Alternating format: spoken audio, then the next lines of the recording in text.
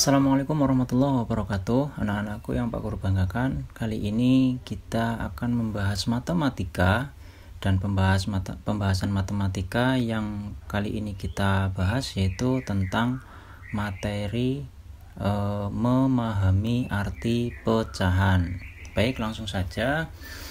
Di sini kita umpamakan ada sebuah piring. Kita punya sebuah piring yang masih utuh. Piring utuh ketika kita jatuhkan, piring itu ketika dijatuhkan, maka piring itu sudah tidak utuh lagi. Piring itu akan pecah. Piringnya jadi pecah. Yang awalnya piring itu piring utuh, ketika sudah dijatuhkan maka tidak utuh lagi. Jadi pecahan piring.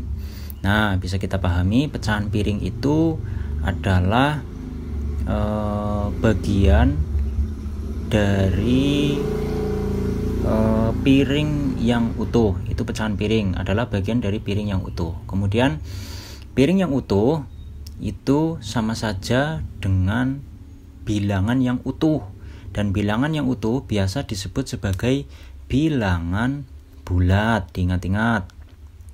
Nah, itu bilangan bulat. Bilangan bulat misalnya 1, 2, terus 3 bisa, 4 juga bisa, dan seterusnya sampai 5 dan seterusnya.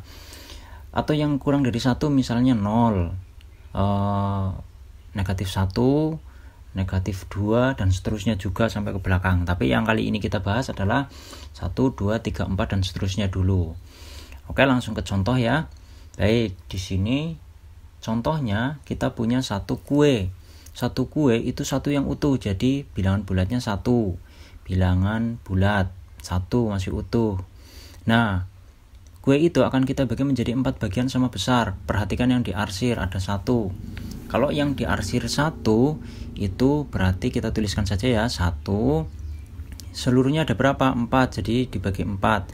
1 seluruhnya ada 4, jadi 1/4. Jadi kue yang utuh itu 1 tadi disebut sebagai bilangan bulat, dan ketika sudah kita bagi menjadi 4 menjadi 1/4.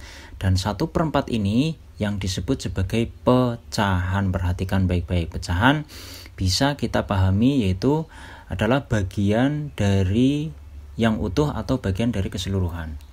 Kemudian misalnya lagi contoh lain, kita punya kue itu akan kita bagi menjadi berapa ya? 3 bagian ya.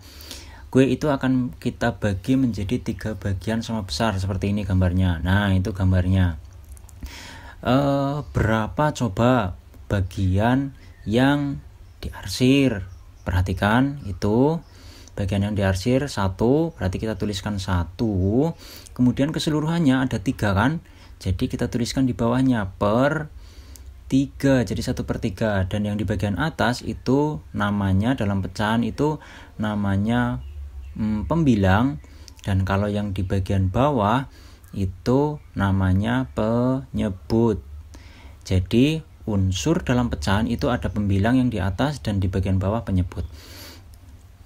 Terus selanjutnya kita ambil contoh lain, kita lebih rinci lagi ya. Misalnya kita punya kue, kita akan bagi menjadi 6 bagian sama besar. Coba perhatikan bagian yang diarsir. Lihat bagian yang hijau yang diarsir ada 1, kemudian 2, hitung bareng ya, 3, 4. Yang diarsir ada 4. Kita tuliskan 4 per berapa? Keseluruhannya tadi ada berapa bagian? 6, berarti menjadi 4/6. Kemudian kita lihat lagi bagian yang tidak diarsir, berarti yang warnanya putih ya. Dilihat yang warnanya putih, bagian yang tidak diarsir ada berapa? 2, 1, 2 ya, betul sekali 2. Berarti kita tuliskan 2 per keseluruhannya tadi ada 6, berarti menjadi 2/6. Oke, contoh lagi, ketika kue kita bagi menjadi 8 bagian sama besar. Kita lihat yang diarsir yang warnanya kuning ada berapa? 3. Kita tuliskan 3 per keseluruhannya tadi ada 8. 1, 2, 3, 4, 5, 6, 7, 8. 8, 3/8 yang diarsir. Kemudian bagian yang tidak diarsir yang warna putih ada berapa coba? Betul sekali ada 5, berarti jadi 5 per keseluruhannya ada 8. Baik, seperti itu dulu. Jangan lupa like and share channel Mindua Banyumas, subscribe, kemudian klik loncengnya juga. Seperti itu dulu ya dari Pak Guru. Kurang lebihnya minta maaf. Assalamualaikum warahmatullahi wabarakatuh.